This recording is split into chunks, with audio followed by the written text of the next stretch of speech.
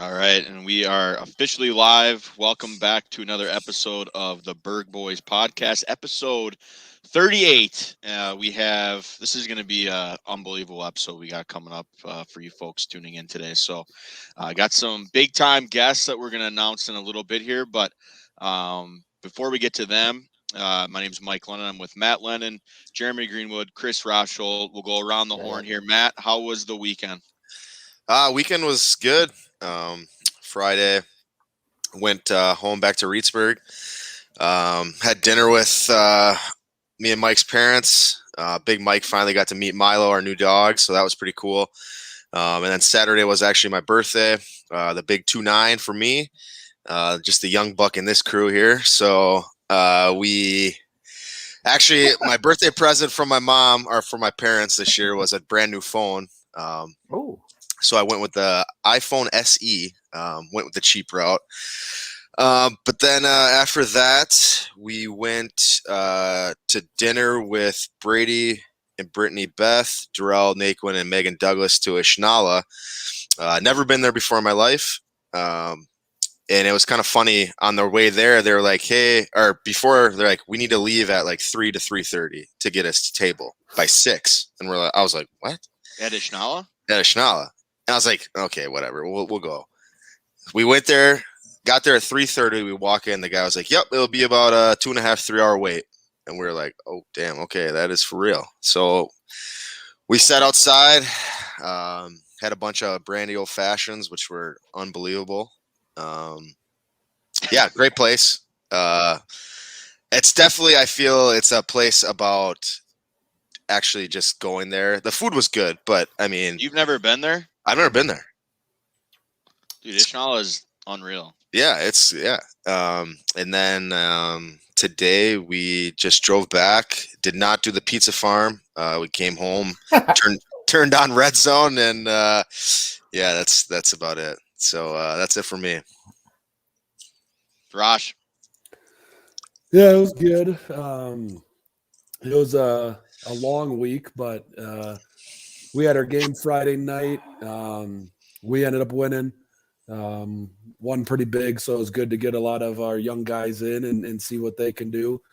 And then from there, the game was in Westminster, which is near kind of the foothills of the mountains. So from there, I went into the mountains to go see the in-laws' new house, which is just past Vail in a place called Cordillera. So I got to spend the weekend up in the mountains, which was pretty nice. Drove back today, got stuck in traffic because there's accidents, which there always is in the mountains. So it was a long car ride. Stopped. Cash took a quick nap. Cash had soccer to the podcast to football meeting to prepare for a very, very good football team that we have coming in on Friday. Pine Creek, they multiple state titles, first conference game of the year as well. So it's a big one coming up. Mr. Greenwood. It's a big one for them to lose. Hey-o. Yep. I did not go to the mountains. I did not go to Ishnala. I did nothing of that sort. In fact, I did absolutely nothing at all. I don't think there's anything wrong with that. No. Yeah, there's absolutely not. But I worked on. We're doing something new with the hockey program this year, and I kind of took most of it on, but we're doing like a playbook / drill book / face-off book for all the players, and it's kind of nice because we got a big freshman class coming in, so it's nice to have them at least somewhat acclimated coming in. We got a transfer, and then actually, the player from Czechoslovakia. So hopefully that's a success. But otherwise, yeah. Not much. Kind of a low key weekend here. So, Right on. Well, when does hockey start up? I think they're putting boards in here in a couple weeks, and then mid-October there'll be ice. Already doing some skates on the Dells. Yeah. But probably second week November is usually when we get going. I know we got a jam-packed session here, but I got a quick question. Did they change the puck pizzas? Did we talk about this? They did. We haven't talked about it. We didn't. Dude, but they did. Yeah. Not happy about it. Well, I think they didn't do it last year because of like COVID. I think last year was the first year they didn't do it, right? Last year they did the cozies too, but it just wasn't very publicized. But yeah, I mean, there's certainly a divide with this. It might be better. Who knows? Didn't Gefford Catering used to like a bunch of people would come together, but I think like Gefford Catering were like the people that used like all the stuff for it. I could be completely wrong on that, but I just remember having to go to the Lions building wherever like all the parents were making them. Yeah, it was just like assembly lines making puck pizzas. Yeah. But dude, how good were those pizzas? Dude, they're unreal. Yeah. And you'd add it, and I know you did, Chris, but you'd add extra cheese and stuff on it, and unbelievable. Yeah. So what about you, Mike? What's up, man? Yeah, not too much. Had to work 2 soccer games on Friday and 2 soccer games on Saturday. And then I took off to Annette's parents' lake cabin in Weyerhaeuser, Wisconsin, which is about 2.5 hours south of here. They were celebrating their 40th anniversary. So we had our family were there, the Whites, shout out to Matt White and his crew. But yeah, we kind of just hung out, caught some fish this morning, did a little fishing. Yeah, they're actually selling their cabin right now. They're going to be moving to a different cabin. So if anybody's interested in a beautiful lake cabin, look them up for sure. So before we get into it, with kind of 2 sponsors, we'd like to give a really quick shout out. A huge shout out to Cody Hainsey's his name. He's a wealth advisor with Madison Partners in Madison, Wisconsin for sponsoring our podcast. We really appreciate it. At Madison Partners, they work with you as your fiduciary partner now and through all stages of your life, whether your goal is preparing for retirement, college savings, tax planning, or estate strategies. Their personalized service will help you address your needs, wants, financial goals, and objectives for many years to come. Give Cody a call at 608-204-5995, and his email is coty@themadisonpartners.com. Cody's a huge beauty. Give him a call. The other shout out, me and Jay Green are both rocking them here. Let's go. If you guys I haven't. I didn't put it on. If our fans don't have some of these, Jeremy's got the white, or I got the white. Jay Green's got the black. They're got shout out to Cortland Maxfield and Nick Knuth. The hats are phenomenal. Like they're next level, and I can't wait. I really do think that they got something going on there with the with what they got going on. But yeah, great quality hat. If you missed the episode that we talked about it before, 2 T's, take a look at their website. It's just TWOTEESgolf.com. They have 2 hats out right now. It's part of their pre-sale. I got the bundle ones where it's a little cheaper, getting the 2 hats. But yeah, they're on Facebook, they're on Instagram, they're on Twitter. Give 2 T's a look.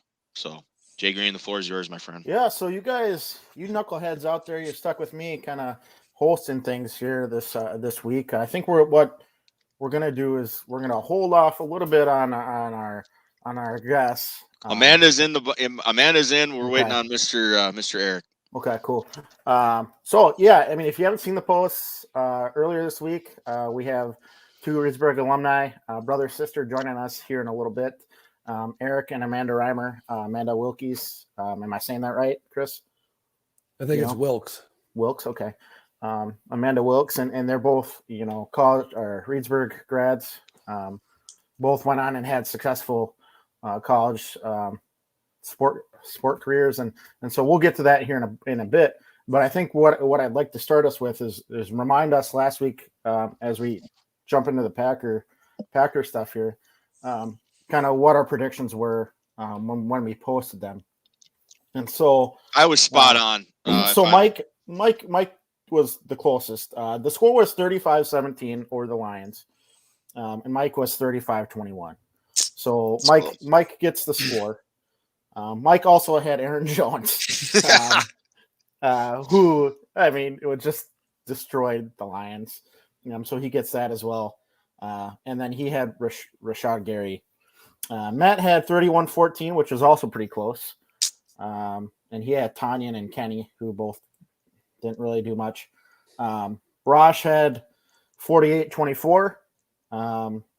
And MVS and Stokes, who Stokes had a pretty nice little game. Nice game. And then myself. If you saw it real quick on that, he was the number one corner, or with those PF rookie corner. What are they called? PFF. Some grade. Pro football grades. Yeah, he was number one.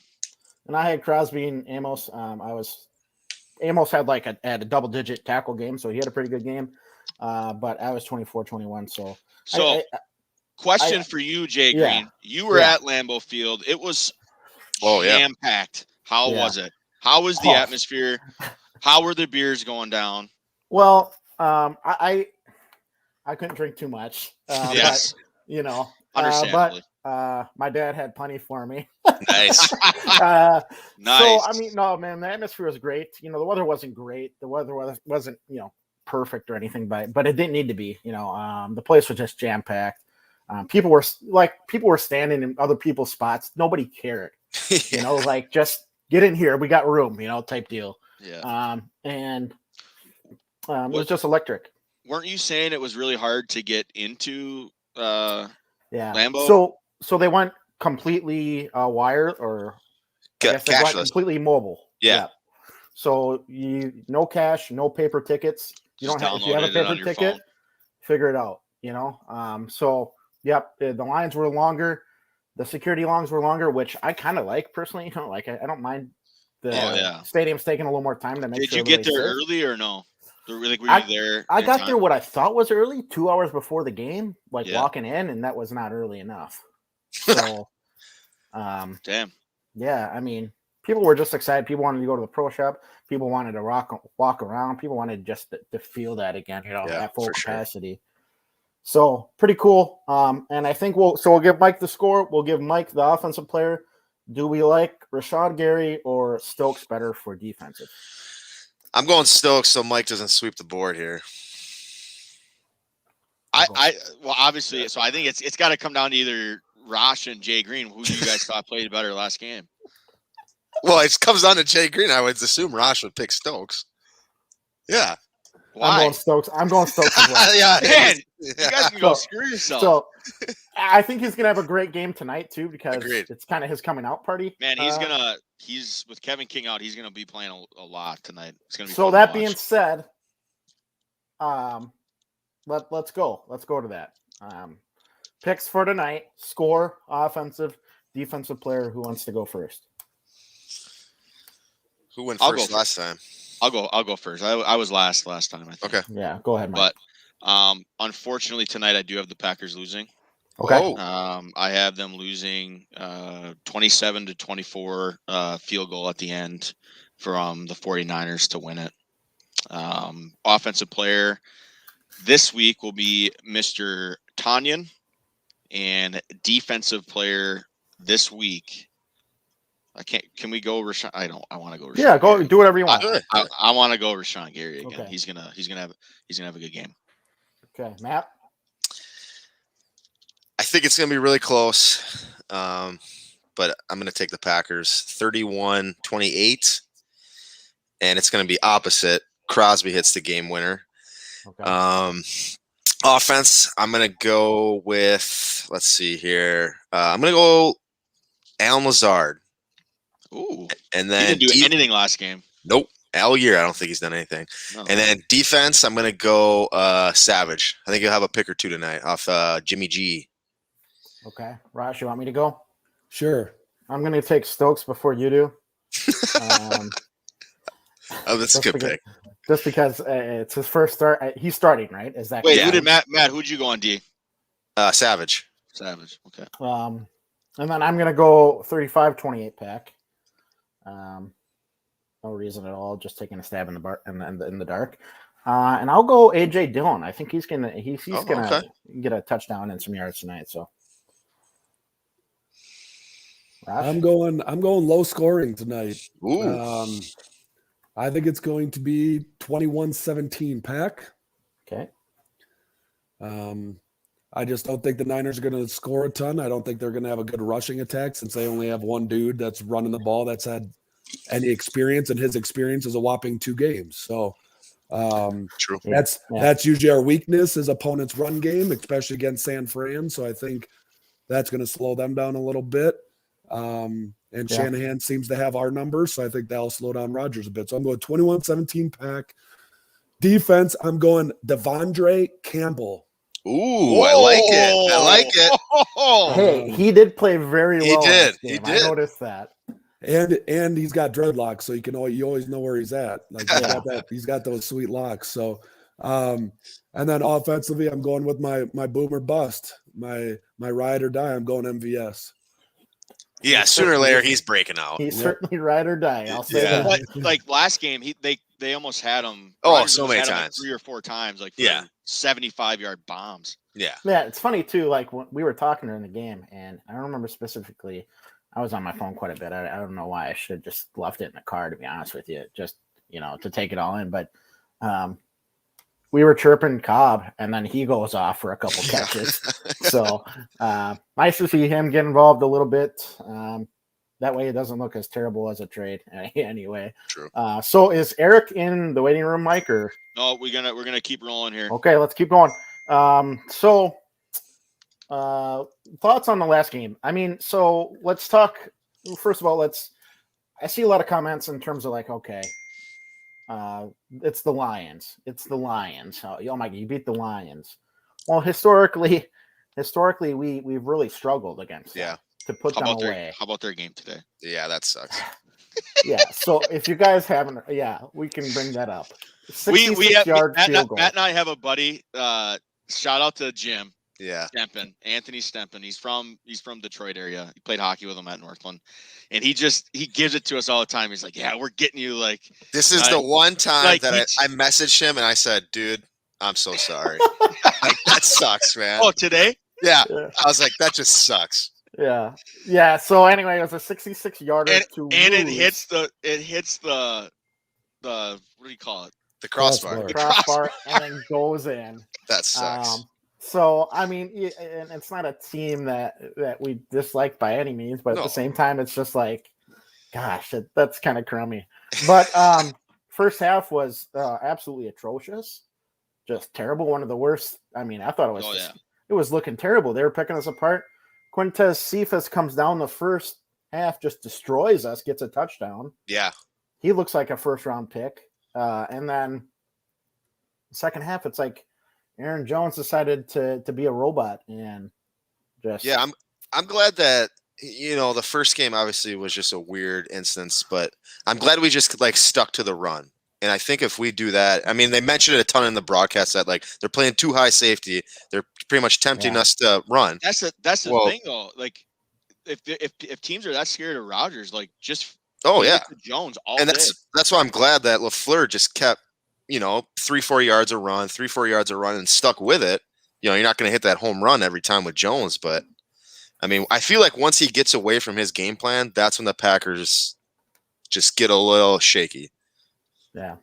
Well, and sometimes too, it's just like bang bang, like teams score on us, and it's like, well, you can't stick to the game plan really anymore. True. I mean, kind of, I guess, but we're just waiting on.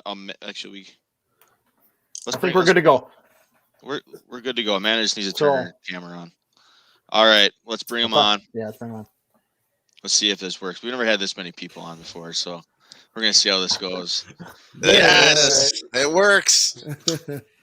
Very nice. And Eric's even got the UNI background going. Oh, look at that. I had to come downstairs, go to the bar area for this. So, special occasion. Got to bring it out. Got to represent. Well, welcome aboard, guys. Hopefully you had a nice weekend.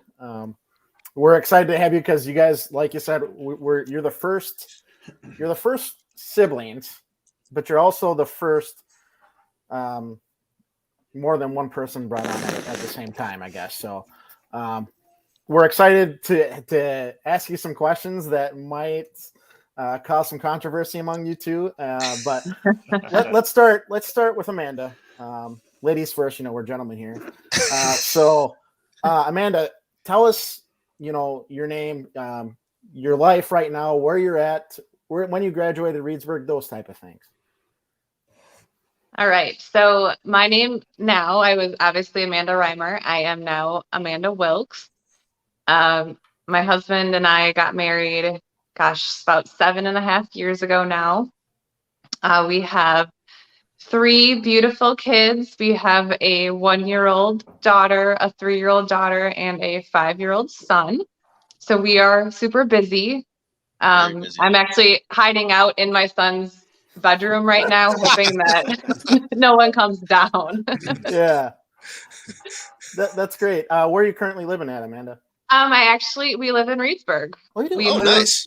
Yeah, my husband and I, it was 2015. So we moved back 6 years ago. I had, after college, had gone to grad school outside of Chicago to Lewis University, and then lived in Madison for a few years. My husband and I met at a marketing conference in Austin, Texas. And then I actually moved to Phoenix for a couple of years because that is where he had lived at the time. And so I lived in Phoenix for a few years. And then in 2015, we moved back Okay. to Reedsburg. Very nice. Very nice. Yeah, I didn't know that at all. So Eric, let's go to you, buddy. How you doing? Yeah, doing well. So kind of go through the same process with Amanda. My wife and I, we're actually up in Holmen, Wisconsin right now. So my wife, Liz, met her down at UNI. And then we ended up kind of living in the La Crosse area while I was actually finishing my master's up at Winona State. So actually through Amanda's connections at Winona State, I ended up joining the football team up there and doing a GA ship for those guys and get the master's. And we kind of called the Crosse area home. And so then we've been living up here ever since. I graduated from UNI, I think, back in 2011, spring of 11. And so we've been in this area ever since from day one. So I think, Amanda, you guys got married like a month and a half before we did.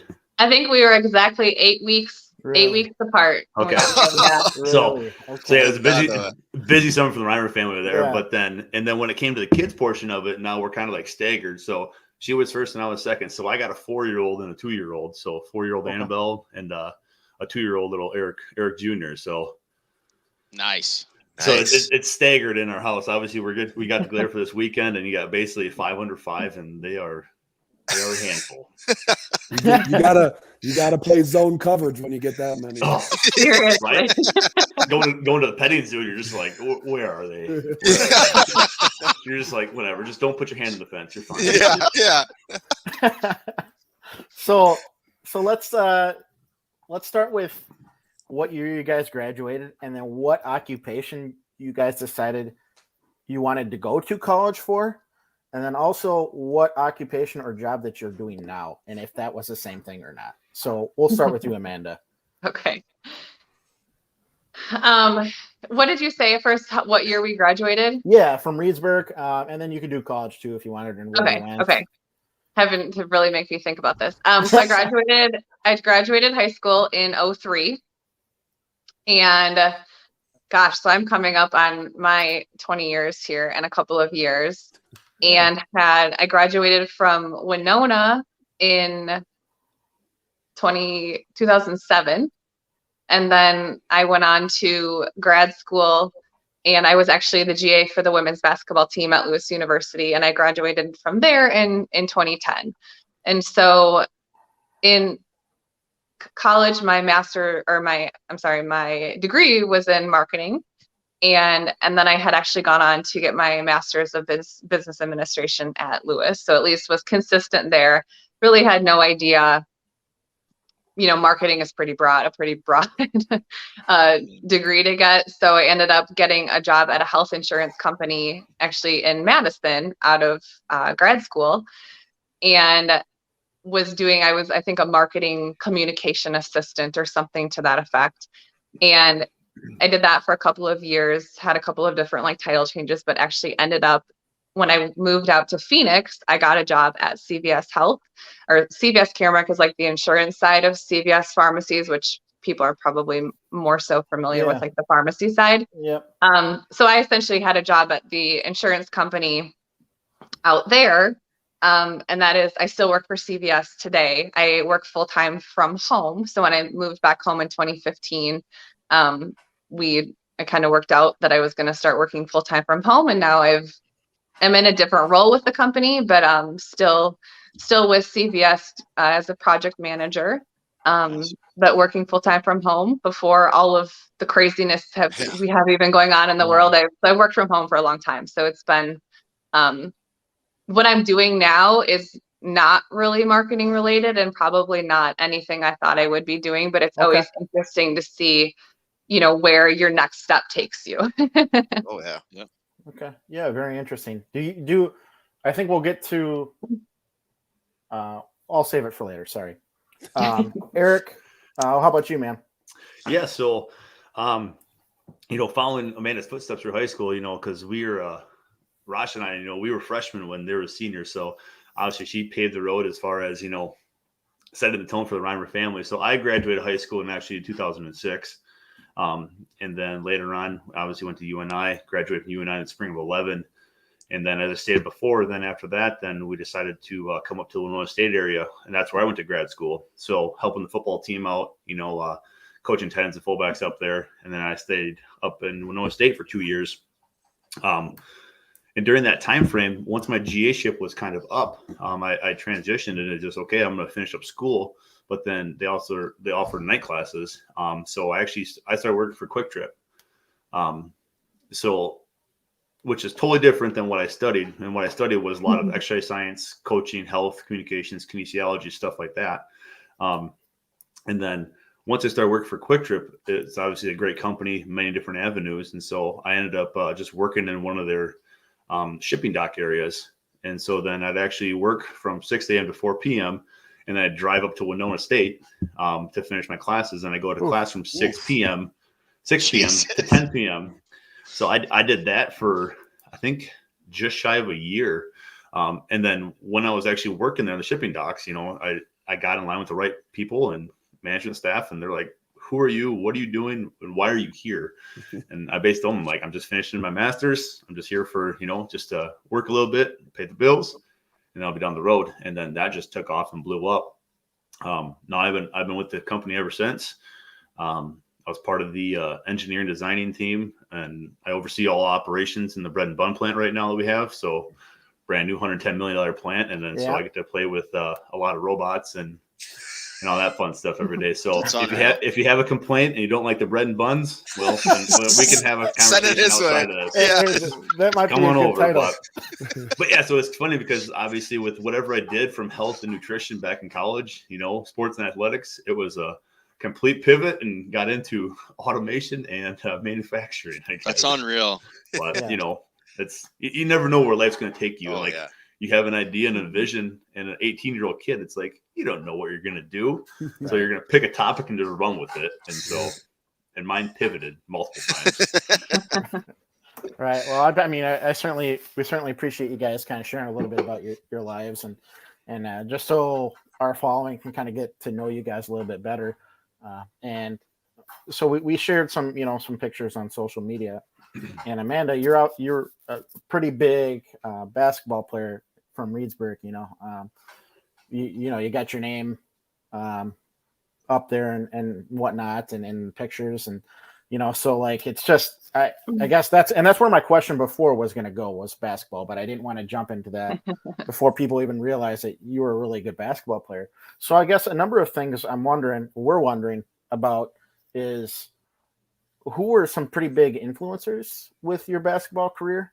Why Winona State for basketball? What your recruitment was like? Did you have other people, other places contact you? And also, I guess anything else you wanted to share? Also, the other thing was, the girls basketball just went to state this past year. And we were pretty emphatic, for them, pretty excited. But yeah, I guess just speak to that, how basketball is still a part of your life, if at all. Sure. Well, I'll start. And if you at any point are like, want me to take a different direction, I'm forgetting what the question is, remind me. There was a lot there, so I apologize. But yeah. So Yeah, I think that, sports, just growing up in general, sports were a huge part of our lives, with Eric and I. And if, just to warn you all, like, my husband's name is Eric, also Okay. spelled the same. So I call my nickname for my brother Eric has always been Slim. So if I ever say Slim, that's why. Yes. I kind of We want to see won't. We what won't Slim get looks into the like. full story. Yeah, I was gonna say, there's gotta be a story on that. There's multiple Slim nicknames.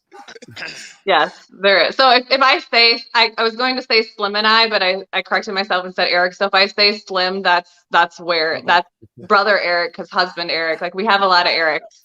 My son's middle name is also Eric, and we obviously have Eric's son Eric, EJ. Okay. So Well, you did we that got a lot of yourself.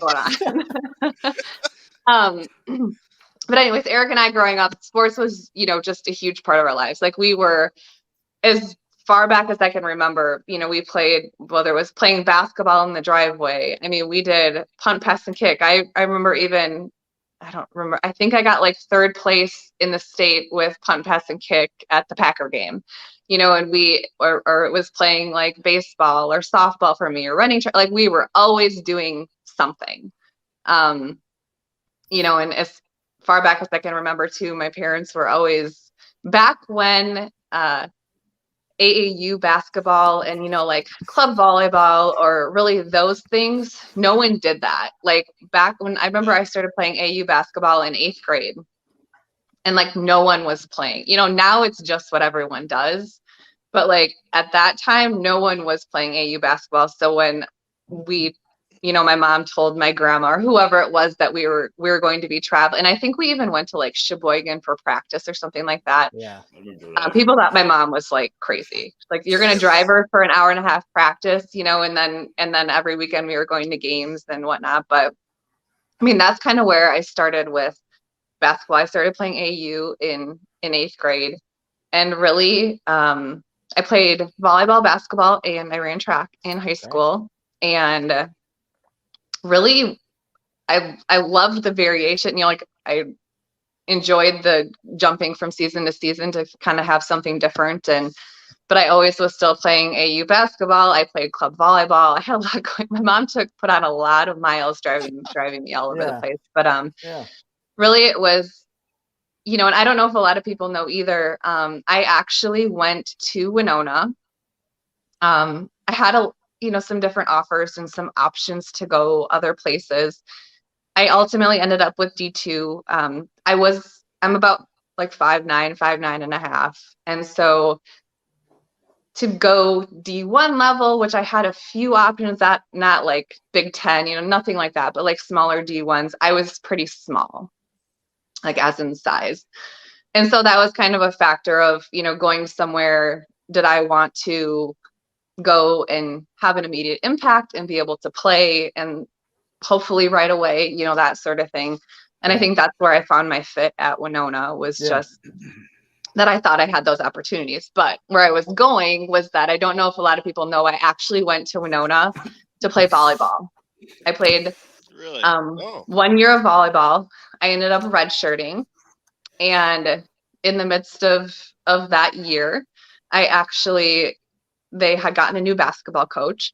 And I don't even recall how it like really happened. But I had a few conversations with him and basically ended up switching over to basketball.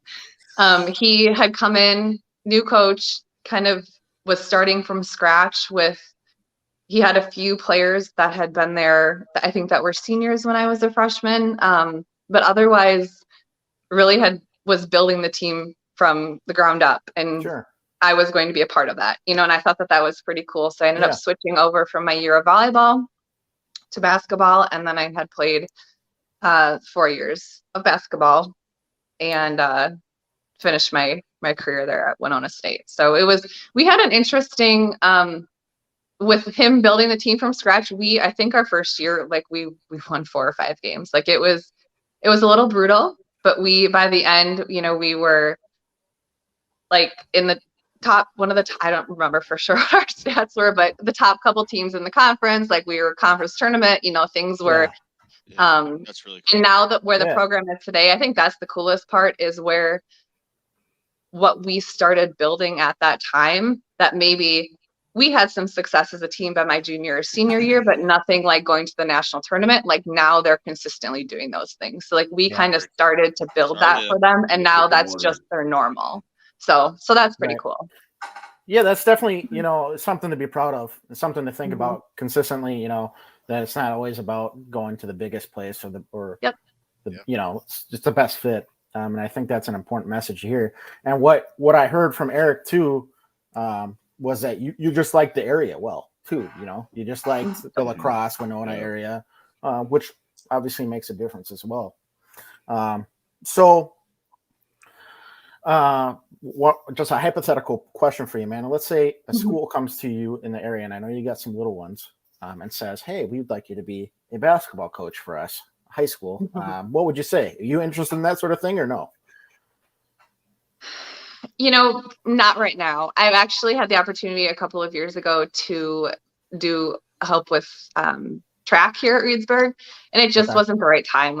I was actually at the time pregnant, and actually had I said yes, my son was actually born 6 weeks early, and so he would have been born in the middle of that track season had I agreed to actually coach and stuff. It's just really hard. We're super busy. The kids are starting to do some activities. My son has been in t-ball and basketball camps. My daughter, we started some gymnastics this year, and so I think at some point that will be a part of my life again, but right now it's hard to do it all. So, right now I choose my kids and we're doing our activities, but I think at some point, probably when my kids are a little bit older, that will definitely be a part of my life again. Right. Cool. Well, thank you for sharing all that. We'll kind of transition to you, Eric. I know you got kind of a story that goes with your path to where you're at right now. And I think a lot of our viewers are interested to hear that as well. So go ahead. Yeah. So it's going back to one thing I really stood out when you asked about as far as influencers, growing up, stuff like that. I'm going to go back even before Millennium Field was even built. I think that feels like built, I want to say in 96 or something like that. But, it's I remember going back to Webb Field, the old high school and what that looked like, and I grew up watching my cousin, Adam Month, go through that, and you saw those guys, coming out of the locker room, and that was just something I always want to be a part of. You're a little kid hanging on the fence, just hoping to get a high five, or some knuckles from those guys. And so it's I remember those guys that looked so big and mean, back then. And then, as you got older and older, Rosh and I were actually the first team, and actually the first set of kids to go through all the years of Pee Wee football. And so, obviously we had some rough years in Reedsburg football history for a while there. But then, once, very similar to Amanda's story, how they rebuilt the program in college, we were the first set of kids to go through all the Pee Wee football years. And then obviously once we went through high school, the success that we found, with you guys even as well in the team. And so it's just there's a lot of that. So there's so many guys that influence it, but it's as a little boy, that's what you want to see. It's you want to run out of that tunnel, have the crowd yelling, Friday Night Lights. It's a special time. Right. And, but, that's just one sport. And Amanda was saying that we played so many sports and it was just all right, what's next season? What's next season? We didn't even think it was an option to be just one sport specific. And, all you guys, all of us on the screen right now are absolutely just tremendous athletes, growing up and we all played multiple sports, nowadays. And so, look at influencers. It's depending upon what sport you're playing, you always look to somewhere else for that, motivation. And you kind of just compiled it into one. And it was just hey, we're just going to go out and have fun and perform and win. So, yeah. But yeah, so it's you can't really say exactly what an influencer was, but, everyone, we grew up watching the Badgers and the Packers. And so it's there's your influence right there, and obviously, come run out of the tunnel. Where's that over here? We had a tunnel in college too. So, smoke, lights, alarms going off, and then the garage door goes up and it gives you goosebumps. And just talk about it now, getting a little bit of shakes and goosebumps, get ready to go. So we have to get the kids all hype and get going. So what about you and I? How'd you get to you and I? So you and I, how did I get there? Well, it's funny. So I was actually just talking to my mom about this this weekend, and the fun story was, we went through a recruiter just because of how small Reedsburg was, we're like, okay, well, I have potential to go to a bigger school, but it's like, I don't know if I'm gonna get noticed just playing for, a smaller high school. And so we actually hired a recruiting agency just to kind of help promote, put stuff out there to get my tape in front of coaches. So it's like, what our mother did for us, whether it was AU traveling for Amanda. I mean, she was calling colleges, sending out, this was even before, I think you guys use Huddle now. But it's like before that, like she was like, DVDs and, VHS tapes, recording That's stuff unreal. and just mailing stuff out. Like she was mailing hundreds of DVDs out, and she was like, taking clips and snapshots of like different games and highlights. I'm just like, this is wild. Like, it's just football. Like, let's just go play. And then one morning, we were just kind of looking at different colleges. And one morning she's like, hey, get up. We're going to a camp. I'm like, here we go. Another camp. I'm like, we do camps every week. And just like Amanda, get in the car. We're driving 3 hours to northern Iowa. And I'm like, where is this besides Iowa? And I mean, it is right in the dead heart and center of Iowa, 3 hours and some change. And all of a sudden we're there. And I literally slept in the back seat because I was all grumpy and crabby. And I'm like, I'm done. I'm sick with camps. Let's just find a school and go. Yeah. And we ended up going down there, and it had a very unique environment. We played in the dome. There is no place like the dome. It's always 72 and sunny in there. But then literally where we walked in the door, and like, I've been to different campuses, different, basically different stadiums, but like where you walked in, it just gave you goosebumps. And you're like, kind of look around like, this is intense. This is sweet. Like, this is where I want to play. And then, during the camp, I performed very well. I caught the eye of a couple of different coaches. And then basically they ended up pulling me aside during the camp. And then they said, hey, I want you to come with us. I want you to meet a couple of their coaches, meet your staff, and then meet the head coach. And then after kind of sitting down with the head coach for a few minutes, and we basically ended up talking and saying that they want to bring me back for an official visit, look at all that. And then it just kind of snowballed from there. And then once on the official visit, it just kind of sealed the deal. Like, this place is very different. It's very unique. I never even heard of it, Then all of a sudden they're talking about, FCS schools. And I'm like, Division I, FCS, like, what does this even mean? I didn't even know what it was. Yeah. And then, yeah. And so other than, playing NCAA on PlayStation 2 back in the day, like, I don't know what this was. But it was just kind of different because, you just had this weird feeling about it, and going from going to a city and a college I never even heard of to all of a sudden just having the chills and just overwhelmed, like, with just, this is awesome. I want to be here. And yeah, it was a great 5 years of my life, and wouldn't trade it for the world. So I got a quick story for you, Eric. My sophomore year was my first year on varsity, and my first ever touchdown. So I was maybe $155, $160, and it was against Adams Friendship up there. And I'll never forget, I just literally scored, and you literally grabbed me like this, like I was like, but it was part of the Lion King, and I was Simba. I'm like, that was unbelievable. But yeah, a little side story there. Yeah. But you were just so light, you just like throw you to the moon. It's like, oh, come back. Mike, was that the same touchdown that you dove through his legs to score? Yeah. Yes. I remember that one. Oh yes. It's it's interesting though to hear you both say one of the biggest struggles being from Reedsburg is the attention, right? Is if you want to play at the next level, if you want to play something like you're gonna have to travel. You're gonna have to go to Madison. You're gonna have to put in miles. You're gonna have to put in work, and I think that's partially frustrating in the sense of like when you got to compete against schools that have that 5-10 minutes away, right? And that's a conversation that we've constantly had. And we'll continue to have, some things are changing in Reedsburg, which is great.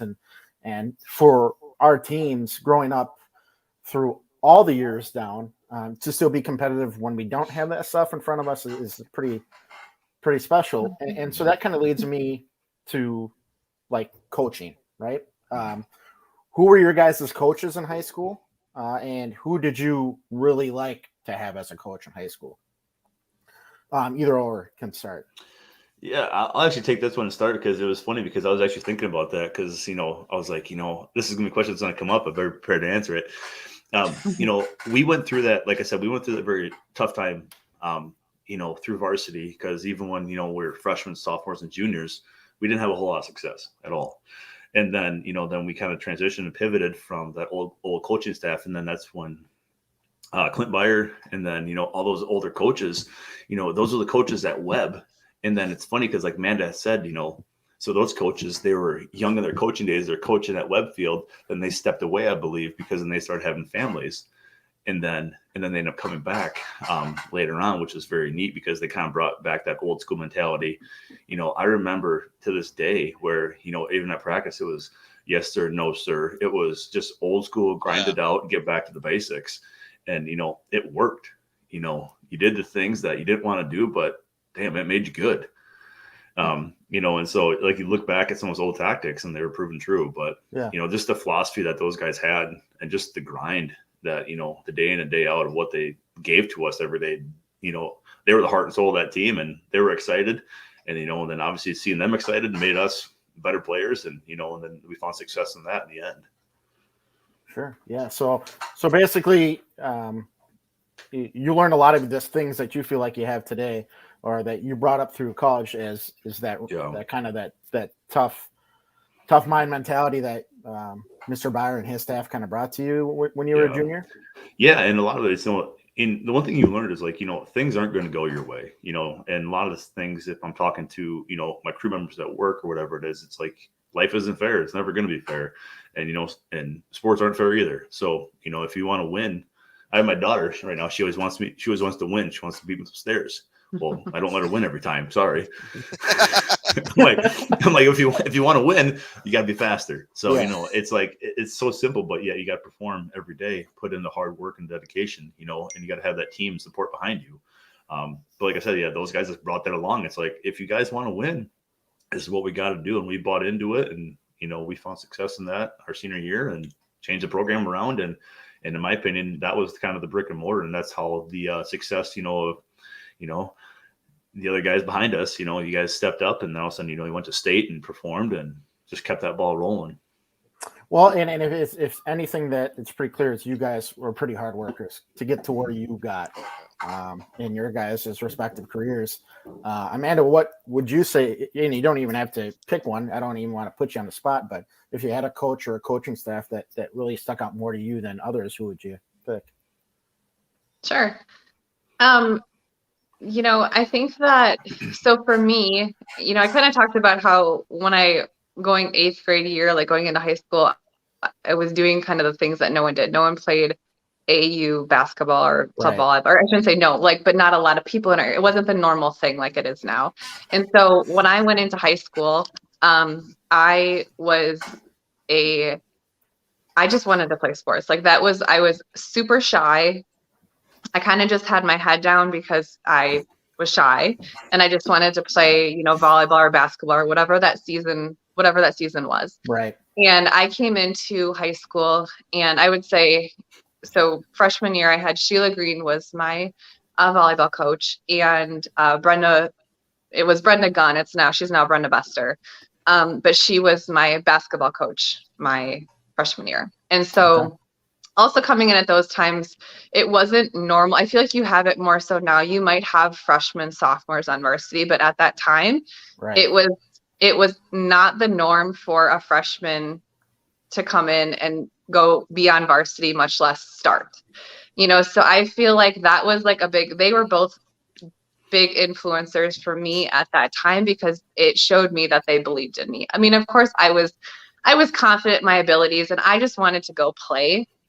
But they actually said, hey, we recognize this girl and this hard work that she's done and think that she could have, be a contributing factor on our team. So Sheila first had done that in volleyball, and then I got the same opportunity with Brenda and basketball. And so I think that's like a huge piece of it too, because it also, them showing me that they believed in me, and they thought that I could come onto their team and make a difference, and not only make a difference, but I could be a freshman starting on varsity, and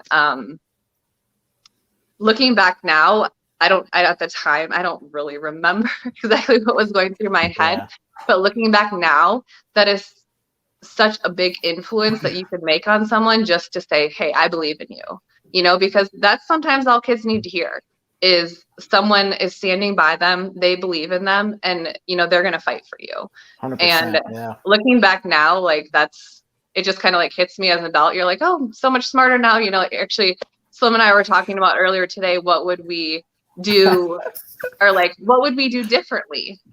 Whether it was high school, I think we were talking more so in the college sense, but, if you could look back now to your younger self and say, you need to work harder, you need to eat better, or whatever those things, but it's the little things that can make a big difference in someone's life of just, hey, I believe in you. And for me, that was, you're going to start on varsity, but it could look different for different people, whatever your situation is. Right. And what's interesting too is obviously now that's a tactic that you could use whenever you end up coaching or anybody ends up coaching. That just a simple vote of confidence goes a long way. Obviously, so obviously you guys, this is kind of a Reedsburg /sports podcast, and you guys both obviously fit both those categories extremely well. But let's talk about your guys' family a little bit. And I don't want either of you to do any copying out with this. Okay. So some questions that we thought about. One, the first one we're going to go to is who is mom's favorite? Okay. And both of you are going to answer. Okay. Honestly, and I don't, Eric, go ahead. You go first, Eric. Who would mom say is her favorite? It's not me. It's not me. I'm definitely a mama's boy all the way through, and but I don't think Sharon would have to say that I'm probably not her favorite. I think Amanda was the poster child for, she was always the one doing her homework, doing the dishes, help mom clean, listening, eating her vegetables. I was probably the little hellraiser, the one that pushed her buttons, and I was probably the one getting threatened, like, you're going to lose your snacks if you don't pay attention.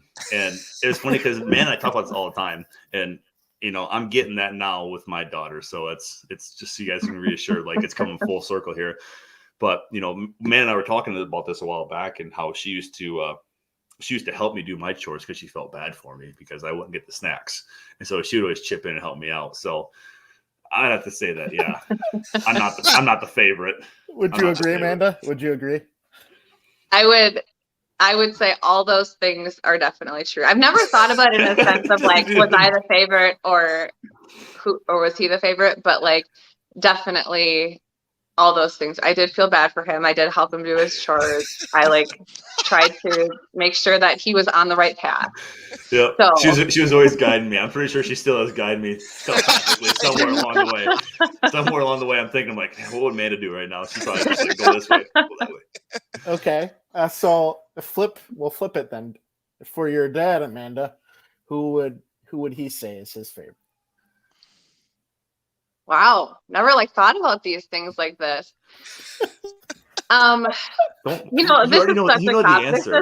This is such a cop out. No, I think that, and honestly, this is for both of my parents, is that and there's only two of us, so I guess they could divide and conquer with each of us. But I feel like they both had, a very strong relationship with both of us and very different. Obviously, yes, we're, male and female and those sort of obvious things, but and my dad had, he played some of the same sports that Slim did when he was growing up and my mom, me, but they were both super invested in what we were doing. Yeah, I know this is copping out and not answering your question, but I just wanted to say that because the hours that they put in driving to my games at Winona State, they not only came to home games, but they drove 10 hours one way in a snowstorm for, one of my basketball games. And they didn't miss football games. They were just invested in us. And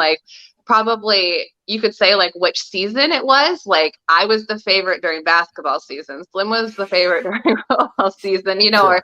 But it was, I don't know. We just our parents are awesome. And, and they were invested in us and, supported us in whatever we did. And they still do, so it's, And What do you got to add to that? No, and I kind of want to go back to the initial question we talked about, obviously influence and stuff like that, because and I don't know if we're going to get into obviously Sharon and Russ, but look at their accomplishments in high school, and they really paved the road as far as what it looked like to be a successful athlete. My mom with her just being an absolute track stud, up here in lacrosse, national champs there, and then my dad. If you go to the record book and Reedsburg baseball and just look at anything, he has like 9 records, and those guys really paved the road as far as what it's like to be a successful athlete. And then when it came to that, them being so plugged in with your day-to-day sports, between, I think, Dad was coaching me from T-ball when Rachel and I were just smashing home runs over that Ramsey Park off the pitching machine, and I think we did. Were you guys on the same team? You better believe it. How is that even possible? But who set that up? My dad. Back in the day, you went down to what was the old town center down there, by the fire station. You used to go down there, and they would the draft. rec center. Yeah, the rec center. Would go. They'd get together. All the guys get together, and they would draft. And my dad was like, "Oh yeah, you have my son and Rosh, like absolutely, like it's like Smash City." Wow. But you look at that, and then obviously he coached me through, I think I was like 12 years old, all the way up. And so like he was there every single day. Then, like Amanda said, they would just drive or fly everywhere, going out to Utah for football games, going down to Iowa, playing in Kinnick Stadium, Iowa State, it didn't matter. It was Grandma and Grandpa Reimer right by their side. But if it was in a plane or in a car, didn't even matter. They were just there to support you. And, that's what it's all about right there. Well, so, real quick, Jeremy. I got so your guys' we're gonna paint a picture here. So it's probably 1995, 96. We're in Rock Springs, and our dads were on the same softball team. And I'm not even like your dad was probably like my first like sports idol. I'm not even kidding. This guy crush home runs every time. Guy would absolutely like that. If you guys know this, it's got like the woods in the right side of the. Yep. It was like a guarantee home run every time he was up. It was hilarious, and like that was back in the time where if you brought the ball back to concession, they give you like a candy bar. You're just waiting out there, huh? Oh yeah, it was a guaranteed. I'm like, okay, he's gonna hit one out here. Yep. So we just went through Rock Springs today, actually, and we're talking about. I was telling the kids like, hey, that's where I would go get, because you get like they change it up, whether you get a candy bar or you got a quarter. So it's like you better get 2 home runs because candy bars are 50 cents. Oh yeah, just look out for the poison ivy and poison oak. Yeah. So I mean, we could obviously talk more sports and get into more stories, which I'd love to do sometime. But I there's a couple more questions I'd like to ask you, and I think one that we ask a lot of people that come on to the Bird Boys here is who their favorite teacher was through high school, and obviously why they're your favorite teacher is a little important. But I guess go ahead. Either or. I'm gonna go with I got 2. Thinking about that on the way up here, it's like, and I think those guys, how they impacted me, and just kind of they were so real, genuine, and they were kind of teaching you about life skills, the things that you'd necessarily not learn out of a book, but they were kind of preparing you of what's going on in the real world. And it was Rundy and Cherney, in my opinion. They're straight shooters, and they told you the way it was. Whether it was good, bad, or ugly, but like just the feedback they gave you, it's like depending on how you want to receive it, you could be like, wow, I don't think you can say that as a teacher, but also you're like, this is what I need to know. They're getting you ready for the real world. And which I remember should happen like way more. Like I think that's really cool. Agreed. I remember like even in Rundy's economics class, we didn't know how to balance a checkbook, and nowadays you're like, right. what is this? Balance a checkbook, but it's like you learn those basic skills. So I look at, and there's obviously tons of teachers that you can pull from and obviously highlight those areas. But I always gravitated towards Rundy and Cherney. Okay. Thank you. Yeah. Amanda? I will tell you, this really like had me stumped for a minute, because I was like, I even had to think about like Who they were? Like, yeah, like what classes I even took, Sure. like what did I even learn? Sure. Like, but I think that I was thinking back on this, and one class, or I think it was like chemistry. Chemistry too. I don't even remember for sure Miss it was, Fish? but with Miss Fish. And like that like stuck out in my mind for some reason, because I was trying to go through subjects like math and science or social study, type things, and that class like really stuck out for me. And to be honest, like I don't even know if I remember why, but I just remember it being I remember learning a lot, and I remember it being a enjoyable environment, and she was always just so supportive. And so, and even still, if I occasionally might see her out at events or things like that, and it's always fun to see those teachers or those people that were there in your life, seems like way back then, but just are so supportive. And no matter what phase of life you're in, or if you're in the classroom or you're on the court, and kind of just going back to what I had just said about the coaches and things that I had, of just something so small of letting kids know that you believe in them and support Right. them, and and you show up to their games to watch them or whatever. But when I was thinking about that earlier, she just really stuck out to me, and it was always so positive. And I remember her enjoying her classes, but just being that kind of positive influence on, or in and out of the classroom, I should say. Well, and she's a popular one on here. I think we've had a few. Well, and her always what was it called? Every class you got to go to like that school store thing or whatever with her. You get Yeah. snacks. Oh my gosh, I forgot about that. What was that called? I think it was called a school store. Was it wasn't Yeah, called I think the that's school? what it was. Yeah. It was like every day we're like, oh, she's like, we're taking orders. Yep. Jesus. Yeah, so I'm pretty sure it's called the school store. Yeah. So this has been great, guys. We appreciate you coming on. The last two things I'm going to say is, Amanda, I don't know if you noticed, if you paid attention to our history at all, but Anna Kreisky is playing golf at Winona State right now. So she is a Reedsburg alum, and was excited. Not even know that. Was excited that you were coming on. And Eric, ever since you've gone to UNI, that's the only team I've been on NCAA football whenever I play it. So Yeah, you're always guaranteeing upsets somewhere. Just a heads up. Yep. So anyway, guys, thank you so much for coming. Thank you, and we wish you guys nothing but the best. So Yeah, Awesome. thank you Thanks for guys. having Thank us. you. Thanks for having us. See you guys. See ya. See you guys. Have a good one. yeah, so that unreal. was great. That was a That great was interview. I didn't get into as much of the family back and forth stuff as maybe we could have. Was hoping to get Eric a little wound up there. Maybe he was, but anyway, that was great. We're good. Sorry, Go ahead. What was really cool, and just like knowing, like especially Sharon, their mother, like it was cool that they talked about her a little bit, because I think like our parents, Matt, like they would travel every other weekend for hockey. So I think there's a lot of times it's huge, because if your parents aren't able to do that type of stuff, like that really just you're not the player that you become and stuff like that. So I thought it was really cool. And I know, Chris, you have a really cool relationship with her too. Yeah. Well, just growing up with Eric, I have gotten to see Sharon and Russ, like, through multiple sports all the time. And like, they're just amazing people. Sharon is my second mom.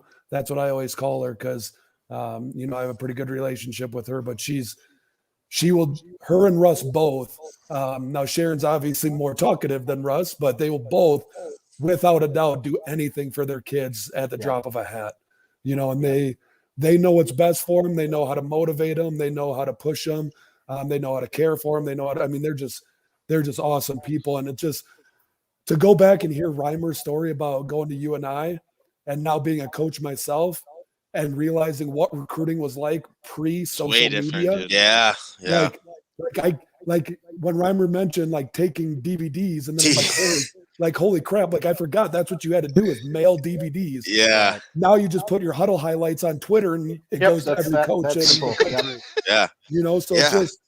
So it's crazy to think of all the time that Russ and Sharon put in to give their kids a chance to compete at the next level is it's special. It really is. And real quick again, Russ could absolutely hammer a Hey, softball. he used to throw in Yeah. the 90s.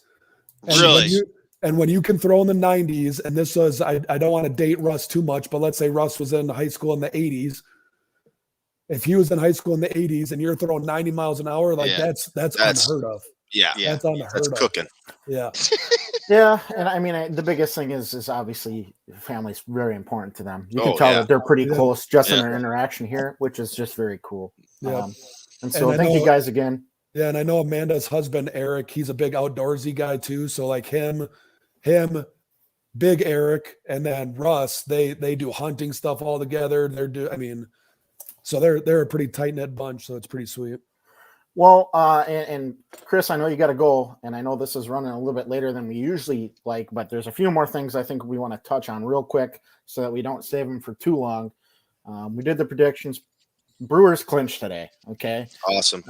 They Let's go swept the do it. Mets. Let's go do it now. Yep. It's time. Agreed. The Cardinals are hot, but they did not catch us in Don't enough matter. time. Yeah. So hopefully they stay hot and take on the Dodgers. That's the ultimate goal, right, guys? Yeah. I mean, Which can happen. right. easily. Right. So we'll talk more about Brewers next time. Yeah. Badgers, Matt. Oh, awful. Joke. Awful. I am New officially. women's quarterback. Women's hockey, hockey, quarterback. women's hockey outscored 18-1 this weekend. They outscored Lindenwood. Yeah, who are they playing? Lindenwood? Yeah, D1 team, and they have a new D1 men's team coming next year. Well, and St. Thomas is D1 who starts anyway. That's separate for us. But Yeah. All I gotta say is I texted you guys. I'm officially off the merch train. Welcome aboard. Yep, Awful plenty of room. performance. I was like, man, we're playing good. Well, And the final thing I'll say about it is the defense played awesome. And I think there was 3 touchdowns, kick return, and then 2 pick sixes. That wasn't even them. So what'd they give up? 20 points maybe? Yeah. Not even. So yeah. But there was times where like even in the first half for sure, and then at one point it was like 10-10. Yeah. And we got like a strip sack on Cohen, and we got the ball on like the 30-yard line, and nothing to show for it. I didn't Like, get a chance that's to where watch. we got to capitalize, you know. Yeah. I didn't get a chance to watch most of it, but like he can't throw the ball, dude. No. And then and I don't know what you're supposed to say, but I saw he was interviewed and said, "Are you worried about somebody taking your spot?" And he answered simply, "Nope." So either he's a very, very confident young man, or He could have been. I mean, he was obviously pretty pissed off too. Yeah, but I mean, yeah. But to do that, and it was just straight no. Like it was right away. Like so. And again, I don't know what you say there if you're him. So I'm not saying what he said was wrong, but it definitely. I don't know. I will say, well, obviously the football, but the volleyball team actually suffered their first loss this weekend against Maryland. So that was kind of surprising. But other than that, that's their only loss on the year. It's ranked number 2, I believe. Here's what I want to say, and the volleyball is going to be there in the end, like it seems like they always are. But Mertz had 4 picks, but also, and nobody's talking about this. The running backs aren't doing squat. Okay, we usually have a cowbell, and now we got 4 guys that anybody. It's just not the way. Yeah, it's just not clicking. Doesn't seem like it's clicking. Nobody's taking it by the horns, though. No, that's exactly it. But that's the problem, though, is teams know they don't have to worry about a quarterback. Exactly. So they're playing a run-stopping defense. And so even if you got the best O-lineman and stud running backs, it's not going to matter if the quarterback can't open the box a little bit. Exactly. Well, shoot, I just missed. I missed the comments. I had the comments closed. Looks like I missed some. You kind of covered it, though. Yeah. Kind of. Yeah. Let's see. You guys go ahead and talk golf if you guys want. I don't really give a hoot about it. But. USA domination, Ryder Cup. Yeah. US. So why? Why was it dominate? Why, in your opinion? Well, we could talk. I could talk about this I for mean- like 30 minutes here, but Well, let's the keep it big, under the, 10. the biggest thing is what you're seeing in golf right now is the U.S. had 6 rookies this year at the Ryder Cup, and I wouldn't if you look at like a Colin Morikawa, he's not even really it was his first ever Ryder Cup, but he's won 2 majors. And then you have like Scheifele. He's been hot all year. He's been he won the hell did he win? He won the Didn't he win the Olympics? on the Olympics, yeah. And then you have your like Dustin Johnson, who was 5-0 this weekend in his matches. And then the biggest takeaway, because I was really into the Ryder Cup, I was listening to it on the radio on my way down to the lake, and the biggest takeaway was the captaincy of Steve Stricker, who's obviously from Wisconsin. Every single guy said he did everything phenomenally great. He's not one of those big like hoorah leaders, but like when he talks, like he was able to get the guys together, and I think that was the biggest. Like if you look at the European teams, like after all the previous years, does the U.S. have better golfers typically? Yes, but Team Europe plays together as a team, and this year you really saw the U.S., who has the best golfers, play together as a team, and they all credited Steve Stricker for that. And I thought it was just cool for him. Like I sent you guys the interview, and he was obviously like breaking down, crying. Like he's for Wisconsin, he is our guy. Like he's Wisconsin golf really, and I just thought it was really cool to win. Oh, the heck with you, Andy North, huh? And well, Andy North is cool too, man. But like it's Steve Stricker, like. I just thought it was cool. Who was it at Saturday? It was Thomas, and who was the other guy? That someone like threw him a beer or something. Burger. Shotgun the beer, and then you got they scanned in the crowd, and you got Michael Jordan sitting there with that big old cigar, just loving life. Yeah. But what's really cool is that the last 9 Ryder Cups, the U.S. has only won 2 of them, and I think after this win today, you're really going to see it maybe turn the other way, because for Team Europe, you have like Ian Poulter, Lee Westwood, who are old. Sergio, he's getting up there. He played pretty well this weekend, but like the core of Team USA for Ryder Cup they're going to be here for a long, long time, which is freaking sweet. Yeah, it appeared to be utter domination. But did I miss anything? Oh, here's a question for you guys. This is something I've asked you, Mike, before. What makes a golf polo a golf polo? What? It's any polo.